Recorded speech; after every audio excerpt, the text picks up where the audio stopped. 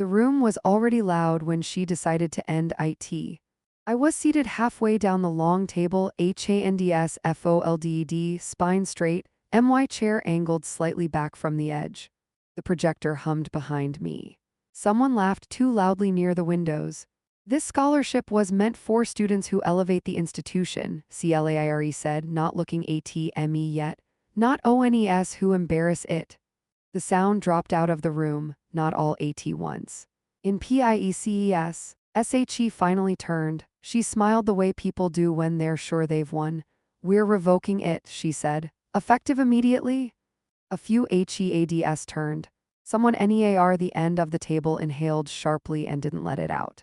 The dean cleared his throat but didn't interrupt. This wasn't a mistake, it was a performance. CLAIRE folded HER arms. You'll have 30 days to make other arrangements. Housing, tuition, everything. I didn't move. I let the silence sit where it landed.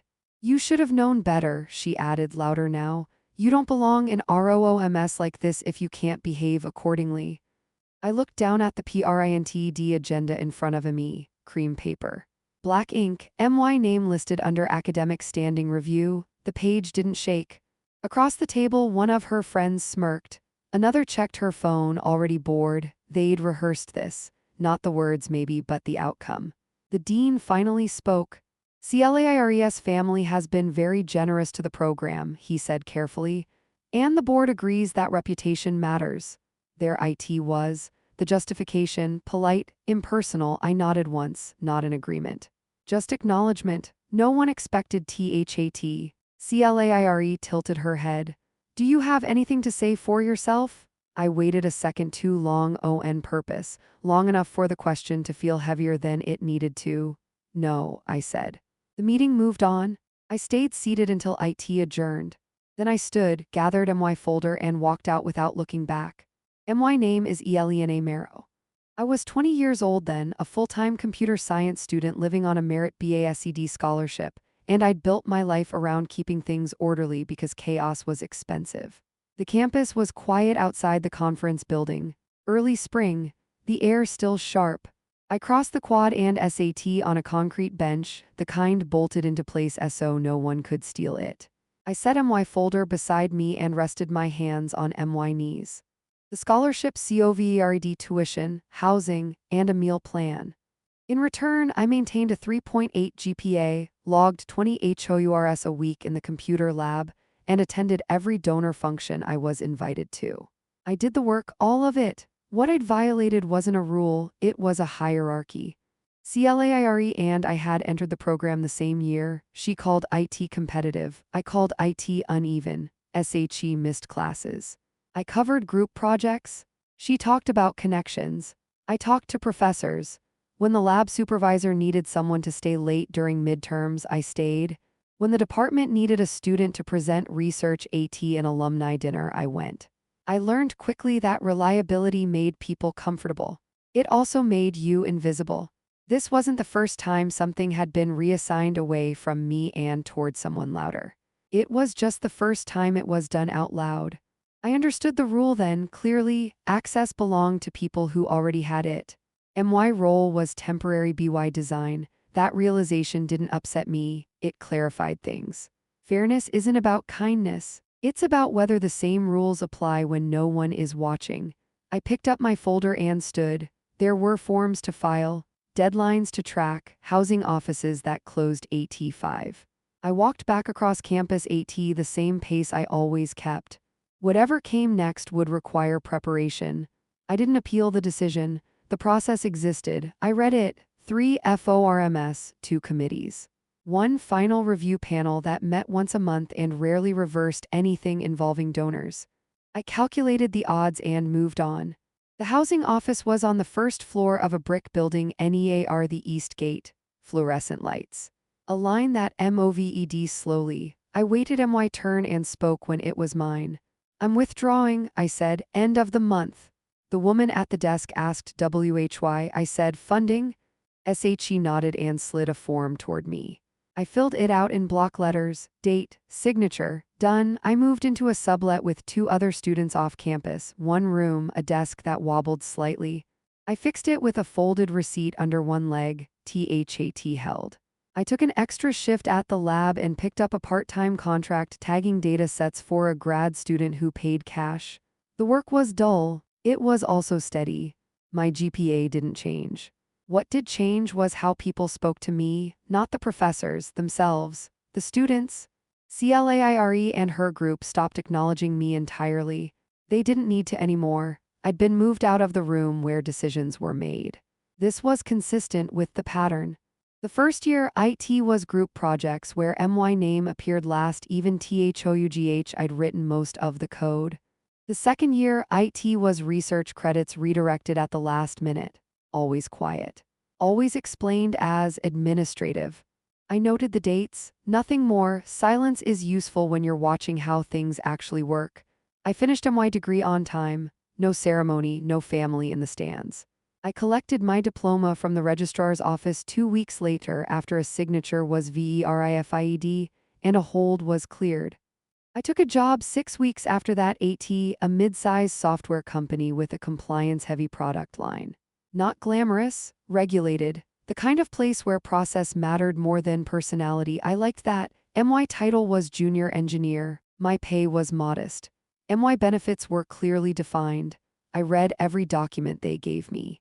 Offer letter, NDA, equity vesting schedule. I kept COPIES, digital and PRINTED. The work required precision, version control, documentation, approval chains. Nothing moved unless it was recorded. If something broke, the log showed when and HOW. This was a system I understood. After 2 years, I was moved to a team that handled due diligence for third-party integrations.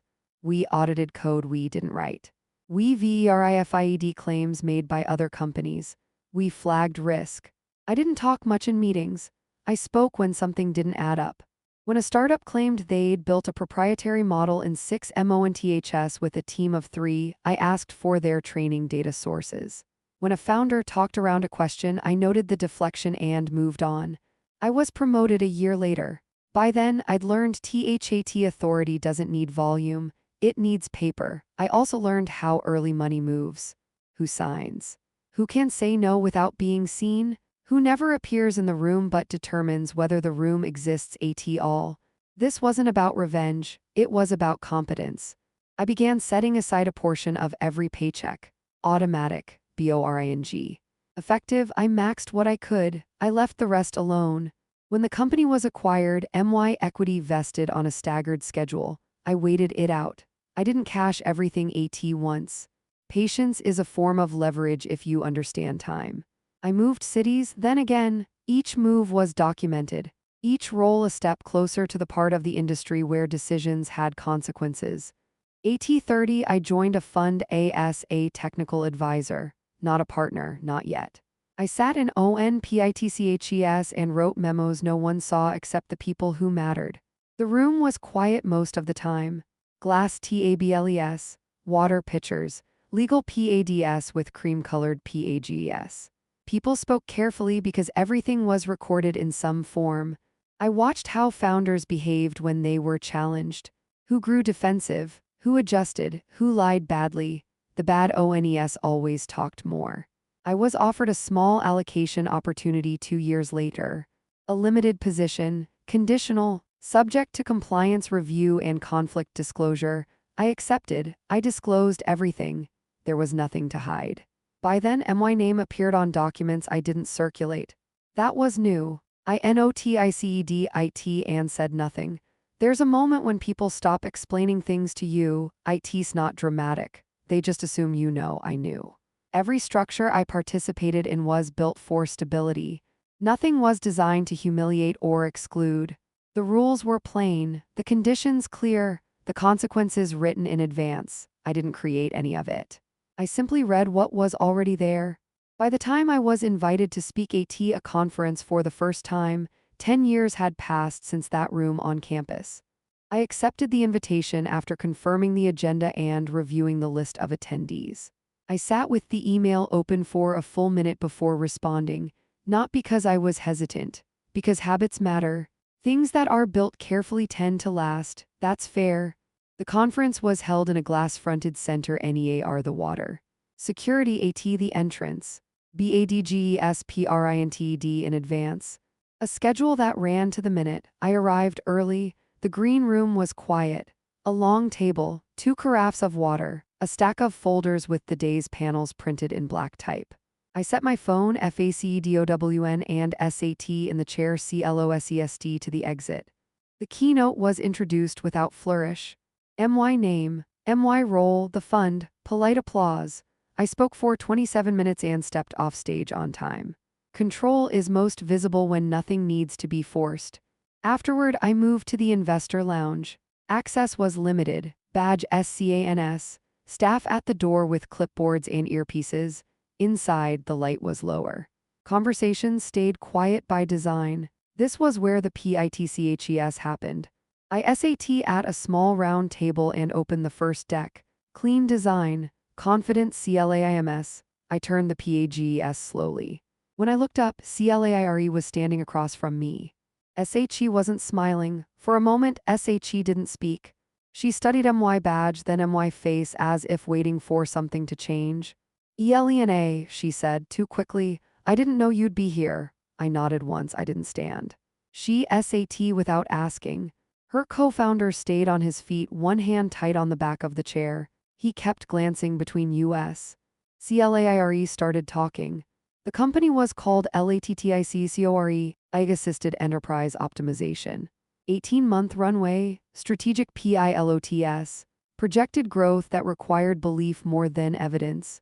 She talked fast, faster than necessary. I let her finish. When SHE stopped, I closed the folder and rested my hand on it. Paper.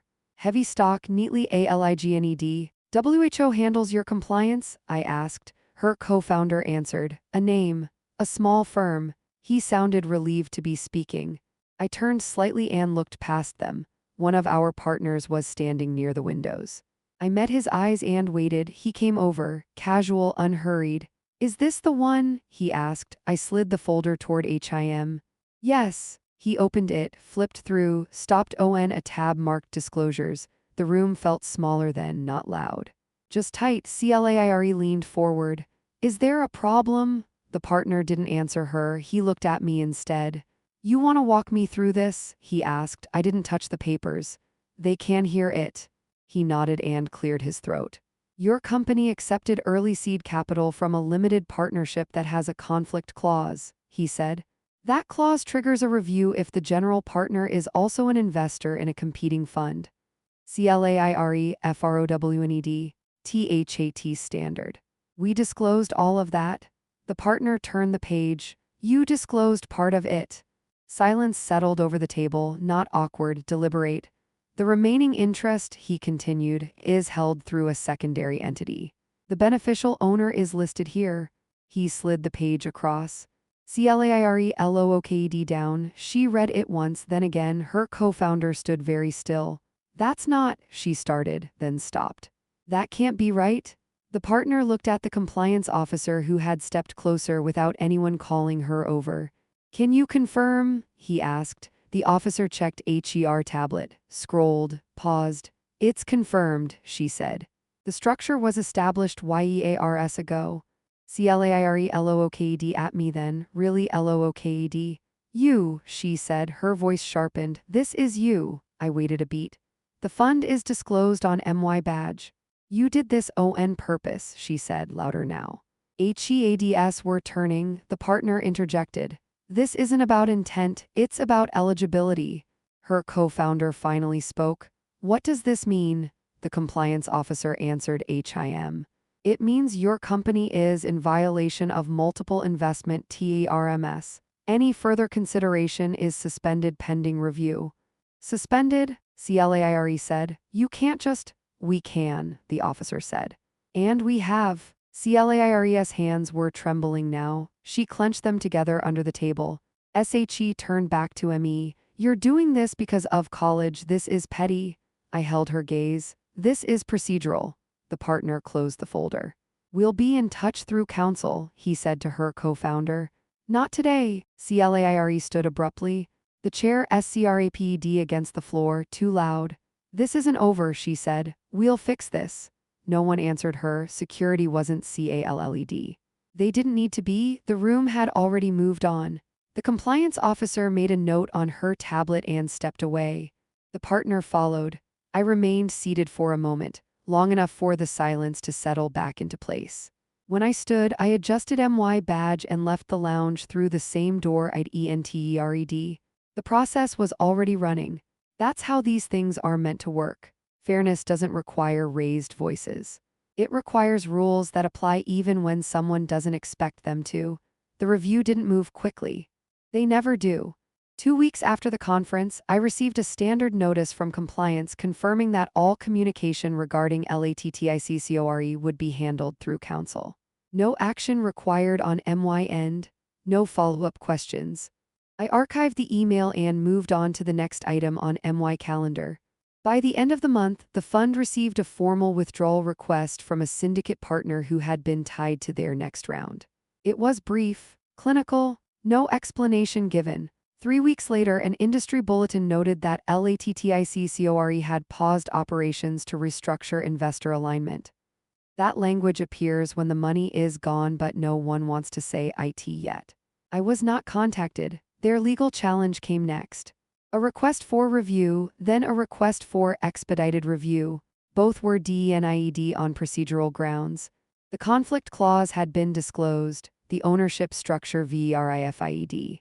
The timeline undisputed. The system did what it was designed to do. By the end of the quarter, their office space was listed for sublease. A friend sent me the posting without comment. I didn't respond. 6 months after the conference, LATTICCORE formally dissolved. The filing was public. 3 pages, no statement. CLAIRES name appeared on a new company site the following year. Different title, different industry, smaller claims. The bio was short, she never reached out, I didn't expect her to. Consequences aren't meant to teach. They're meant to restore order. My role didn't change. If anything, the work became quieter. I was asked to sit in ONREVIEWS I hadn't been before. My name was included earlier in THREADS. Decisions were made with me in the room, not around it. Authority, I've found, is most noticeable when IT doesn't announce itself. A year after the conference, I funded a scholarship through an existing program at a public university. No naming rights, no press. The criteria were simple and documented: academic performance, financial need. Renewable if the terms were met. I let the administration handle it. That felt appropriate. When I think back to that room on campus, the long table, the agenda with my name on it, I don't replay the words. I remember the structure, who spoke, who was quiet, who assumed the rules would bend for them. THEY did not because of me, because they were never meant to. I don't run into people from that time anymore. Our lives moved in different directions and SDAYED that way. When I'm asked about my path, I keep it short. Education, work, time, the rest is detail. Justice doesn't need a witness to count. It only needs to hold. The matter was finished, and it stayed that way.